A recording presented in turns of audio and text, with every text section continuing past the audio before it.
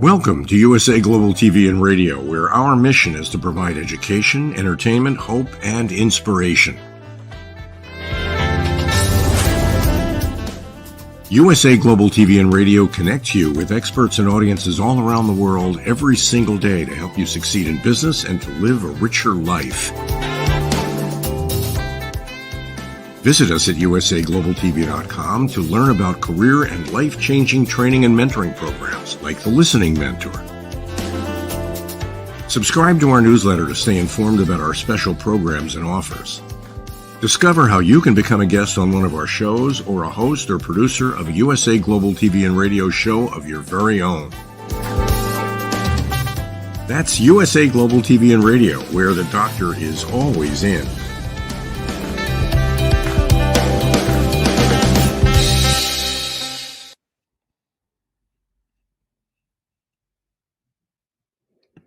Hello, everyone. Welcome to USA Global TV and Radio, where we provide world-class education, entertainment, hope, and inspiration. I'm currently traveling this week, so I apologize. I'm not in my studio, so the quality is not as good as it normally is. But anyway, we've got a show to do today, so I'm excited to welcome you to Coexistence and Sustainability with Pet Psychic Aminah. Before we bring her out, I do want to just announce, in case you're not aware, that we have an ongoing commitment to reach 100,000 subscribers by September the 15th. So we started at 37,907, and today, which is the 9th, by the way, not the 10th, it's 45,206. So we've picked up 6,106 subscribers in the last 28 days, which is amazing. On our second YouTube channel, if you're not aware, we have this as well. It's Dr. Jacalyn Kerbeck. And we started out at 6,949. And today, which is the 9th, we have 19,588 subscribers. So we picked up 10,930 new subscribers in 28 days. All right, we're going to get this show started. Our show today is about porpoises, and Pet Psychic Aminah is backstage. She's ready to join us. She's been with me since the very beginning, which is 3 years now, and still going strong. And she is not only a pet psychic, but she's also someone who's very passionate about the environment, very passionate about coexistence, and why each and every one of us, all creatures, big and small, have a right to be here. So today we're going to be focusing on the life and challenges of porpoises. Let's welcome Pet Psychic Aminah to the show. Hello. How are you today? I guess she's not too good. She just dropped off. I don't know what happened there. But anyway, it's technology. So we're going to continue on with the show. For any of you who are out there and you're watching us for the first time, please do go to our YouTube channel and subscribe. It's USA Global TV and Radio or Dr. Jacalyn Kerbeck. Let's welcome Aminah back. You were here, then you were gone. I wasn't sure what's happening. Yeah, me and the backdrop is having a conversation. I'm like, no, come. They said, no, I don't want to. You don't come. And then I hit the wrong button to just go, never mind. I just got out. Oh, well, didn't help it out either. That's all right. We don't just imagine I have the green screen over here. Yes. Well, just imagine that you are green as well. So we're talking about porpoises today. And before we get into that topic, some people are wondering, what does a pet psychic have to do with coexistence and sustainability? So why don't you tell us how you became passionate about this? Because obviously you and I started 3 years ago, having met on LinkedIn, and we were doing a different show than we're doing today. We actually were focusing on your abilities as a pet psychic and having people call in, and we've really transformed from that to where we are today, coexistence and sustainability. So tell us a little bit about your background. Well, thank you so much. I would love to say I got this great grand college education. I do have a little bit of that, but I was born this way. When I was a small kid, and I'm the fifth child of my parents, and I always talk to them in the first person, and they talk back to me in the first person. Is it a conversation like barking or meowing? That all has to do with it. Communication by people, by animals. We have gestures. We tug on our ear. We fuss with our hair. We twiddle our fingers and thumbs, literally. There's so much in conversation. Animals are no different. Some of them can wiggle their skin. It's just amazing. Keep the flies off. And some will chew on their toes on bad days. There's so much to learn. What I always encourage every pet owner is talk to your animals. And I don't mean bark at them or meow at them. Talk to them in English. They will understand, just like anybody else, a second language. Is it perfect? No, because they're never going to say, Mom, fill my bowl, in English or French or any other language that people use. They're going to bring you the bowl, drop it at your feet and say, it's time. These are language. This is language for animals. And what we're doing here on this fabulous platform is giving you tips and ways to coexist, because my lifetime work is still going to be, how can we stop ruining the planet so we all get to the same great place in the end? There you have it. Thank you very much.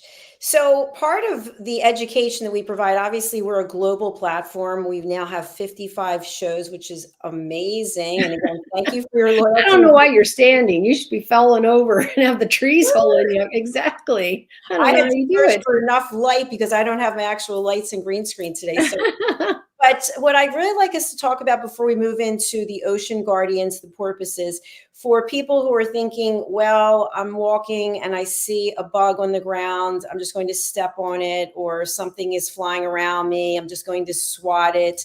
Can you please explain a little bit from your experience, your expertise, and your knowledge, how each creature is here for a reason, and there's actually a whole symphony going on? That's a great term. We haven't used that one. It is a symphony. And when you take out even one note out of, if you know music or orchestras or anything, it doesn't matter, because we all find out, wait a minute, I might need that. Wait a minute, I could use that. We're not just coexisting. We're doing more. We're creating a planet we all want to live in. So if we continue to have as much trash as we have, and we don't keep recycling at a bigger space every decade or year, we're going to continue to literally eat our resources with the way we live our lives. A cigarette butt being just thrown on the ground, it's somebody else's problem. I've never got to ask a smoker why some of them do that. And there's got to be somebody who picks it up, because that doesn't biodegrade. Oh, well, it has tobacco in it. Well, it's been chemically tested so you can smoke on it and all this type of stuff. Not everything is simple or black and white or easily solved. But if we never get in the game of easily solving, where are we going to be? So remember that when you decide to take your boat out and it's only leaking a little bit of gas, or it's only leaking a little bit of oil, there has been entire schools and places where our love for oil, and they're out there getting it, and those pipes break or something else, it's a huge catastrophic event for the animals that live in the ocean or in fresh water. Everything in moderation. If you see somebody who goes out fishing because they find it very calming and easygoing and they love having it back, but what happens if everybody does that? Everybody goes out and fishes and brings back a whole bunch of them. Well, who's making more? Who's going to make sure that the world is balanced? We talked about on a show a couple of weeks ago where I hadn't brought up in one of my college papers I did on beavers. And it was fabulous because the humans decided they wanted that area where the beaver was, and they're going to build all these homes, tract houses and condos and all this kind of stuff. This is over 25 years ago. And they just said, oh, the beaver will move. Well, most of them died. And then they found out during the rainy season, the whole area flooded. And they hadn't done their due diligence to see that. And in the long run, they cut the houses back. They didn't build anymore. The beaver came back. The water problem went away. So we all need each other. Just because we don't understand, I'm still waiting for somebody to explain me the mosquitoes, why we're all sharing blood with them. So if you know, drop me a message at bridgingworlds.ed or bridgingworlds.com. I'd love to hear from you. Thank you, Amina. Appreciate that. So when we think about the ocean, I know I actually wrote a children's book that was featuring the ocean. Mother Earth calls, and the ocean's crying because of all the pollution Right. and because of all the netting. And we are going to get into porpoises, but I want to just talk a little bit about fishing, which you just mentioned. I have a number of friends who love to fish, and I like salmon. Salmon is a big staple in my diet. But the one thing I don't understand about the whole fishing concept is you go out to fish and the fish have to be a certain size in order to keep them. So you keep trying and you hook them and then you have to throw them back. And I think, what about the trauma that the fish that been hooked? I don't know. Does it bother the fish at all? But Well, it's a hook in their mouth. So you got to tear it out. I don't know if you've ever had a hook in any of your body parts, but sadly I have. I got it stuck in my hand and I was like, no, just leave it. I'm fine. And I was about like 11 and everybody's like, no, you can't leave that in there. It's got bacteria. It's got this. And it's so imagine, because on those hooks, they have the reverse sharps. So when you pull it out, it tears the meat, tears the face, tears the skin, all of those things. So there's not a real, unless your hook is straight and doesn't have the little hooks to keep it in there. So somebody gets all torn up by it. Even if you're going to use that animal for food, it is a pretty terrible way because it's very painful. Witnessing, telling you it's very painful, and it can do a great deal of damage. So let's say you get a fish, you got to throw it back. I'd love to have the idea from Fish and Wildlife. I understand why the rules are they are, because you keep taking babies out, then everybody loses because they're gone. You got to have moms and dads and babies. But if you throw them back and there's nobody there to eat them, another predator, then that life got wasted anyway. So it's a really small line that a lot of Fish and Wildlife and all of these, they're trying to do well. They're trying to keep the world going. Finally, they're really stepping up into that. But if you've already hooked it and you can't keep it, there's the quandary, because you can't have that many, you can't have that size. How do you choose? How does the law see the difference? And all those fish go back, but they died anyway because you ripped up their mouth. right, I hear you. This is why I'm not going fishing anytime. Yeah, exactly. I'm like, I will visit you at the aquarium. Yes, And there's definitely. so many fabulous aquarium museums where you can go and see these fish in real life and where they're going and how they do their thing. It's just magical. And that can be true about pretty much every animal. I know people who absolutely love steer and cattle and all of that type of stuff, and they'll just hang out on the fence. I do not recommend you go visit with them, especially if you're not their owner. That could be really dangerous, because I promise those horns are real and they will hurt. Look out. Well, today we're talking about ocean guardians, and porpoises are referenced as guardians. And from my research, what I found was that sometimes they're compared to dolphins, but that there are 8 different types of porpoise. What can you tell us about them? Yeah, that absolutely true. So I put together my list also, porpoises versus dolphins. And here is just a real synopsis of it. They are different in species. They're different and that why? Because they're different in size. One likes cold water, and that is a habitat change. Where are you going to get cold water? Out in the ocean, mostly, that kind of stuff. They will, for example, bottlenose dolphins, and most of all the other dolphins, I haven't counted them all, they really like they have the long, what they call a beak, and extends to their face, and they're like temperate water. So not really, really, really cold. If it's coming off of the Alaska hill, probably not have any dolphins over there. They can come in white, pink, brown, blue, black. It's just amazing. So don't rush if you're out there and goes, oh, that's a dolphin, or this is a spinner dolphin. This is a Pacific white dolphin. This is a pilot dolphin. There's also one called the South Asian dolphin. Guess where it is? Probably it's in Asia. And the Rosano dolphin. In some way, they are different. Either topography, water, salt as opposed to just regular creek water.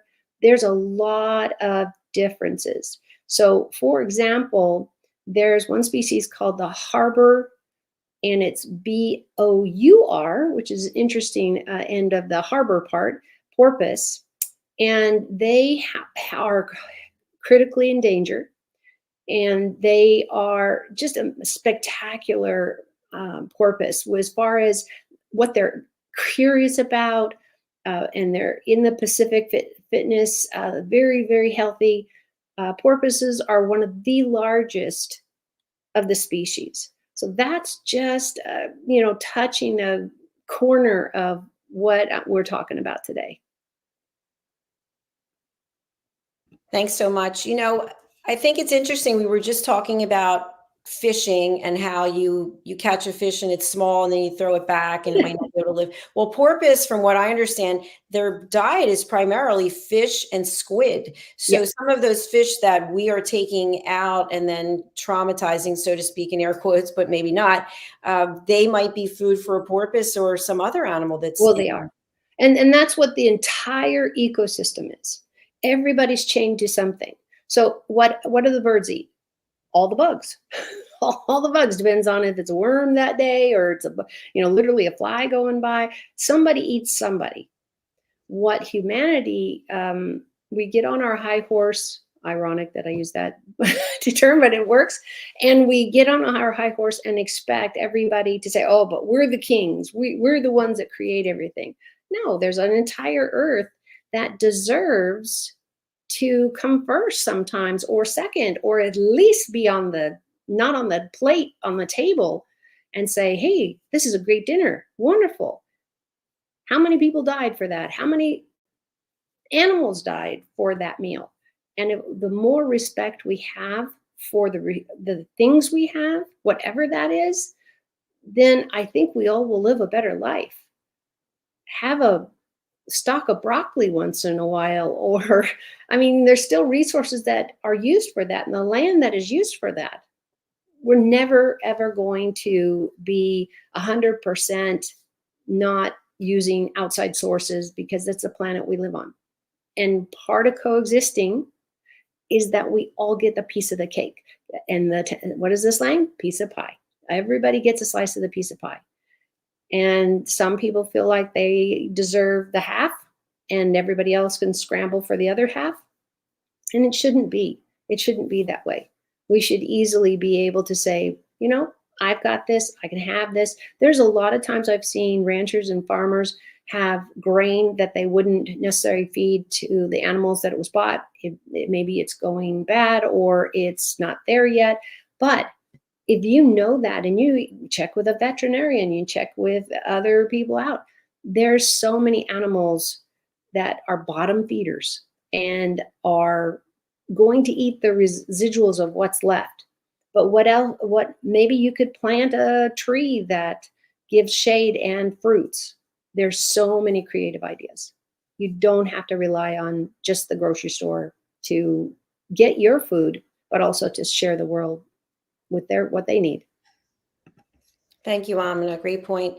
We've talked before on other episodes about animal testing, and I did find some research that there's certain species of porpoises that are kept in captivity and used for research and educational purposes. Yep. What can you share with us about that? Yeah. So while I was in college and doing my animal science degree, there was a lot written on it. And dolphins are one of the most, the elephants are in there also, but they were always being researched heavily. They wanted to see what they knew. Elephants always had a reputation of having basically a walnut-sized brain. And maybe that's still true today. Maybe they've changed their mind. Again, I'm not in that arena anymore. Didn't catch up on it. But look at all what animals do. Even an inchworm. If you watch a little inchworm walking by and it's gone to that leaf and it's eaten some of it, but didn't eat it all, what is in there? There's not a class for the bugs. There's not a class for the birds. It's all instinct. It's all the way they were put together when they were in their mom's tummy and then how they came out. Why so many of us who are trainers really, really want to talk to people about, yes, there are animals that were bred for fighting, sadly, and this still goes on. There's animals that were meant to be 6 foot tall or 2 feet wide or little bitty stubbies. But with all of that designer breeding we're doing and away from what, say, a wolf looks like, and that's where our dogs originated, in that line. And can you imagine where the cats are all coming from, different size? But this is where we now see, generations later, hip dysplasia is really, really sadly common in horses. I had a horse that had that, and in many other animals. And it can be, imagine the animal that has the big giant head, but a little bitty back, and then no tail. Well, if they have no tail, they can't swat the flies away from anybody by themselves. So you'll see sometimes pigs do this all the time, and they roll in the mud. It's in cartoons everywhere. But why do they do it? Because it keeps the bugs off. The bugs don't want to go through the mud, and they have these little tongues things to eat and bite with the mosquitoes, where the mud carries that. So before you make a change and say, oh, I don't like that. Well, I don't want my pet to do that. I don't like that. In our house, the biggest thing is, besides stop throwing up on the carpet, we have a lot of rescues, and a lot of times their tummies get upset, but also find out what they do love and what they don't love. We have a couple of cats that love to be in the cat tree, but up the highest, where we got another one just wants to be window level. Find out who you're dealing with. There is a personality in there. They are just like us, what we have experienced up to the point we all met each other. That's really important, to honor that and find out why they don't do something or do something. It doesn't have to be our way. It really doesn't. Thank you, Amina. I want to circle back with the porpoises because I thought something was interesting about their sleeping patterns. And what I read was that they have something called slow wave sleeping patterns, where they, even though as mammals, they have to get sleep, but the part of their brain is sleeping while the other part isn't, so that they're able to swim and move around. What can you tell us about the slow wave? Wow, you're really pulling on my college education here. That's over 10 years, 15 years old. So yeah, I hadn't thought about this in a long time.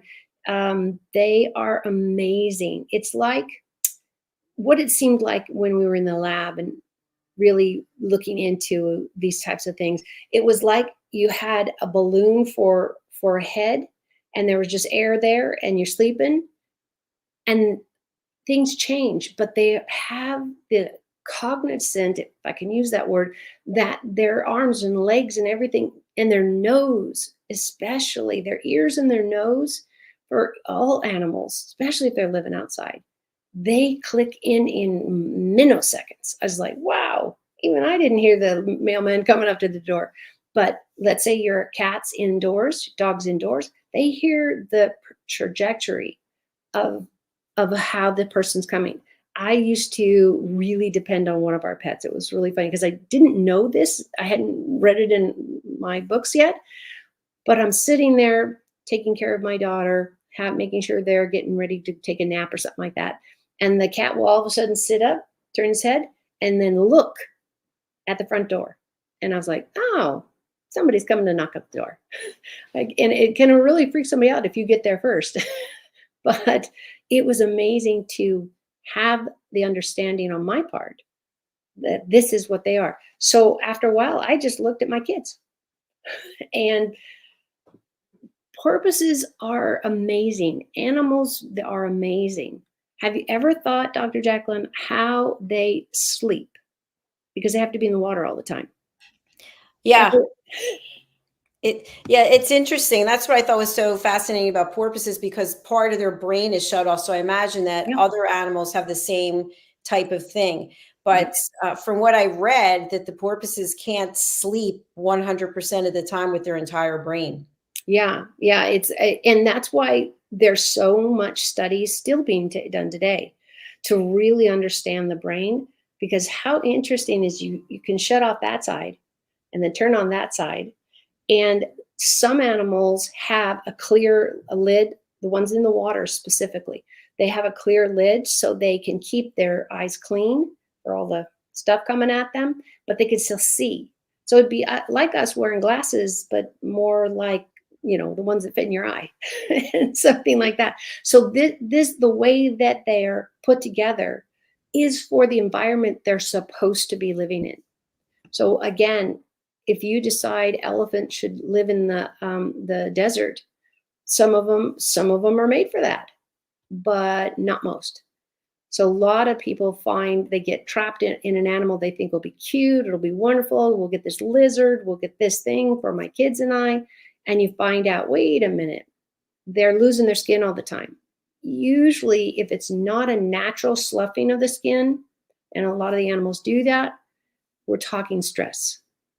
So where you have your terrarium or your housing for an animal that's in a cage, make sure you know what kind of environment they need. For bunnies and rabbits in general, I showed those for years, they have the worst acidic urine. So we would make the hutches, that's what the cages are called, out so the urine and the little pellets of poopy could go through. But guess what, Dr. Jacalyn? After a few times, a few weeks, it's felt like a few weeks, it was probably a whole year, and I had to replace the metal bottom because their urine is so acidic. And that's just the way they're made. It doesn't mean they need more water, but they need water. It's really, really important. So if you decide to adopt a rabbit and you don't know they'll burn a hole in your carpet if they be, you might want to look into that before you adopt, because so many of the animals have these needs. And it might be good now, and you have to reintroduce it later. Be open for that. Thank you so much. Openness is key. One thing I just want to discuss also, whether it's porpoises or any type of animals, we've talked about this, but not specifically about the ocean. What are your thoughts about going fishing and collecting sea creatures to put into your aquarium at home? Well, they don't transfer very well because you're really doing the shock and awe. We've all been to like the fairs and things like that, and they put ping pong balls and you put them in little cups. Those are meant, these little fish are been made for retail, but you got to get them home in that bag for that. So if you're going to go out to the ocean, you're going to go to salt water, you're going to go seawater, you're going to go mountain water. It doesn't matter. Whatever the animal is, find out what they need. Now, if your whole point is to fish and eat them, most, not all, a lot of people who go fishing, they got them right then and there. They have a table, usually if it's somewhere on a dock or something like that, there's a place to do that. They usually throw the innards out back into the ocean. I've seen it all. People fry it, all of that kind of stuff. But by taking it out, you're keeping it from rotting. Let's say you're going to get it home, you're going to put it in the freezer. Well, you don't really want to do that with all the guts in there, and it can cause all kinds of taste issues besides care issues. And I'm sure a professional fisherman can give you very many more details. I'm just trying to give you the broad strokes of everybody needs something specific. All dogs are not necessarily going to eat the same food. Believe it or not, the horse I rescued and had for over 8 years was allergic to, drumming here, alfalfa. And it's impossible, I now know, having him with me for 5 or 6 years, that without alfalfa mixed in with the other grains and things I'm feeding him, he just couldn't keep on weight. And boy, did I get a lot of nasty looks and people asking me, why aren't you feeding that horse? And it's like, wait a minute, got time? I'll tell you what the vet said. And you need to give graciousness there and ask somebody, hey, are they supposed to be that thin? Are you trying something new? Are they sick? There's a nice way to pretty much almost ask anybody anything. And we all learn. We all take that education. That's what we're providing here, global education for sure. So, what are some of the things that I haven't asked you today that you'd like to talk about when it comes to porpoises or any other animals that are living in the ocean or even in the rivers? If you really, really want to see them, I would love that you guys all rent a boat and go out in their area. But I don't know what kind of boat you're, getting and what kind of pollution they do or not, or what they're, maybe they're just out. There's whale watching groups, and there's all kinds of regulations against that. So hopefully that carries over. But if you're not able to do that, I don't know about your area, but I haven't seen a pet store, Dr. Jacalyn, in, I don't know, 10 years. They all ran away or something. But if you really want to be around animals, go volunteer your time at the shelters, because these animals are left or had too many babies or whatever the reason is, they are there. They get adopted and get new homes faster when they're handled, when they're, having as best a life as we can while they're in a kennel and in cages. And you can do that and not have to take any of them home, not have to feed anybody. You go to the store and buy their food, do their vaccines. You'll learn so much about yourself. You'll learn so much about volunteering. I'm a huge, huge advocate to volunteer. If the shelter is too hard for you, then maybe go somewhere you can clean the floor for them and just be around the animals, depending on your age and your experience. I worked at a wildlife sanctuary where we had animals that should never have been in homes. And so they came to the wildlife sanctuary, and we did have a whole troop of medical research chimpanzees. You can't put those in zoos. They carry all the diseases they were tested on. So the need is out there. The need is out there if you can be creative in thinking and just start networking with people. Say, hey, anybody who, wants their cat babysat, or, start low and you'll build it from there. Talk to your mom and dad, talk to your friends at school. I'd love to have a cat. My dad's allergic to it. It can happen, but he said I could, maybe go and take care of somebody's. You'd have to drop, your clothes as you come in, because some people are deathly, their allergies are really, really bad. But guess what? The neat thing is, hopefully your family member who has a little bit of allergies will get better just being lightly exposed in their own time. So do think about that. Volunteering is definitely a good way to see how much you are really interested in taking care of something, because it's always like, oh, I have a great idea. I want to get a dog, or I want to do this, or I want to do that. And then we get them into the home, and that's another story. So, well, yeah, it was so many times. I have only luckily had to return a pet once, because the fit with my kids and where we were at was bad. And we worked for months. We talked to the clinic, because we usually go and get all our animals. Either somebody gives it to us, we have a couple of those, or we go to the shelters when they have these grand free adoption center, places where all the vaccines are up to date. Don't beat up yourself if you did the best you can. Just know maybe next time you'll be in a better place, or you'll have more knowledge. If you cannot reach out to have somebody help you at the time, sometimes, I don't advocate it unless it's health for both of you. The cat's not happy, the dog's not happy, the people aren't happy. It's not always the best fit. Sadly, we have divorced parents too. So we do this all over the place. Sometimes a relationship just doesn't fit at that time. Doesn't mean you can't do it later. Or go help somebody else who has cats, who has a dog, who needs their lawn mowed, and they let you play with their lizard. Be creative. You just never know when people are going to say yes. And if you can just share with us, if you actually have a pet and you decide you don't want it, what can you do? Well, that's what I'm talking about, especially with, this didn't work out. Be careful on, yes, I want you to tell the truth. If you go to the shelter and say, we really can't handle him, He's runs around too much. He never settles down. We can't get any sleep. And now he's chewing on my son's homework. You just give it to the teacher, whatever that is. Please look for somebody like me or anybody who you trust that knows a lot about pets.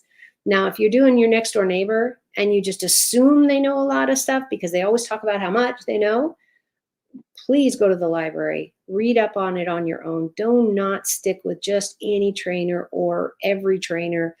I'm not the trainer for everybody. I'm not the private speaking gig everybody, but everything is a test. Be kind on yourself, but get the help. Get the help you can. There's a lot on YouTube. You can just Google it all you want and get the titles down. All my shows here with Dr. Jacalyn are all on YouTube. You can see the ones from way back when and coming forward. There's a lot of resources that you can check out to get the help you need and where to go next. So I always recommend talk to any of your vets. Even if they're not your vet, you'll get the vet assistant on the phone probably, and they might have resources. Might is pretty low. They probably have resources that they can give you and say, hey, I know somebody who babysits cats and she knows a lot. She might talk to you. He might talk to you. Give them a try. There's a lot of resources out there. Fantastic. I want to make sure we get to look at your website, which we brought up here. It's bridgingworlds.us. Take us a walk through here of what we can find on your website. Well, the first part is I want everybody to see if they can find the kitty. Because what I didn't know when I took this picture is there's a kitty in my picture. How prophetic was that? So let me know, everybody. Bridgingworlds.us is the website. And it literally means I want to be there to bridge the gap between all of us and the information we have, what we know, and what you need to know. So all of these shows you're going to get on the YouTube that Dr. Jacalyn and I have done is going to put a face to the words and give you tips from there. There's all kinds of things you can do with your animals. And then there's a whole bunch of stuff you should never do. And I got all of that in all of these places. I'm, of course, on Facebook, and all these shows are out there. So please take some time and learn a few things. And if you want to learn something else, let us know. And I'll have us do it on the show with Dr. Jacalyn and make sure everybody hears it. Because I can definitely miss a few topics. I don't know what episode this is. I want to say it's 181 or 2. Something like that, yeah. And there's 52 weeks in a year. And I was thinking today, you have never, ever missed a show, to my knowledge. I hope not. And, because I love what I do. I love working with you. You've made it seamless. And you have learned quickly about all the little things I can do and can't do and shouldn't do. No, we don't have a shouldn't list, I don't think. I have too many cats, probably that. So. We don't, but I was sharing with friends, actually, I think it was a little less than a week ago, about all the things that I've learned from you. Okay. And as a result, all the things that I don't do anymore, that I don't buy anymore, you've actually saved me a lot of money. So thank you. Well, yay. and all we need is that friendship and the caring for others and just saying, wait a minute, have you ever thought about this or this? Like, I can't tell you how many silly times, and I think you'll get this, that I don't go out and buy a can of lacquer because I'm finishing a piece of wood or something. I go out in the dollar store and get some hairspray on the ones that I just wanted to stick and work it around it. And I said, okay, I want the really stiff stuff. I just want that, because I was in cosmetology for long enough going, I can make this hair just stand right there and never move. Why can't I make the leaf? It doesn't work really well, but it's a lot of fun. And it makes a nice gloss on the plants. And then I dry them. And no, you got to have fun. Everything does not have to be for one purpose. That's very true. And we have a lot of fun together. And thank you so much for taking this ride with me. I just want to mention that yesterday I met with one of our team members in person because, we've been working virtually. So I met with Diane Floyd Beam in person, and it was so nice. So I'd love to meet with you in person in the future as well. So absolutely got to come down to that mosquito country. I don't have enough bites in California. What do you want to leave us with today as people are either into their weekend already? It's Saturday in some parts of the world, or it's Friday night here. It's Friday afternoon for you. What would you like to share? Be kind to yourself. Be able to say, I'm sorry. Be able to love something or someone, if it's a program you want to support or whatever. And don't worry about what little you come into with, but what you're willing to learn and go out with. There's so much we can do if we do this life together, whatever that is. If it's giving up Coca-Cola, or it's helping with stray animals, everything matters if you get out there and do it. And I know you can. So wishing everybody well, and hug a pet. You'll love it. Thank you. Thank you. Again, just so happy and appreciative for you taking your time for all these years and being here and sharing all your wisdom and knowledge. I hope you have a beautiful weekend. For people who are listening on our audio platform, by the way, every episode is now available as a live streaming broadcast, which is what we're showing right now, whether you're watching us live or sometime in the future, as well as an audio podcast. Wow. So you can actually find our audio podcast under USA Global TV and Radio Podcast. What a surprise.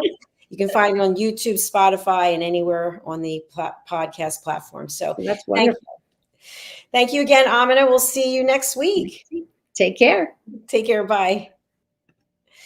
All right. Thank you again. Please to reach out to Aminah, bridgingworlds.us. You can find her on LinkedIn as well as Facebook. So as we close out today, I just want to announce a couple of things in case you weren't aware. We are going for 100,000 subscribers. I shared that already. It's key. Why? Because people like Aminah are spending their time to educate and share. And the more people watching, the more people are going to be gaining information and education. So thank you for supporting Aminah and all of our TV show hosts. I realized the other day we now have 33 television show hosts from all over the world, which is incredible. So my heart is full. We have a new show that I just wanted to share. It's Weekly Wisdom and Insights with Dear James, Spiritually Guided Transformation and Empowerment. So if you don't know of Dear James, he's been around for a while. He's an expert when it comes to so many different topics. And I'm really proud to have him with us today, sharing his insights. So please have a wonderful weekend. As Aminah said, be kind to yourself, take care. Let's find gratitude and lift each other up and find the positives that we can in life. That's all for now. Bye.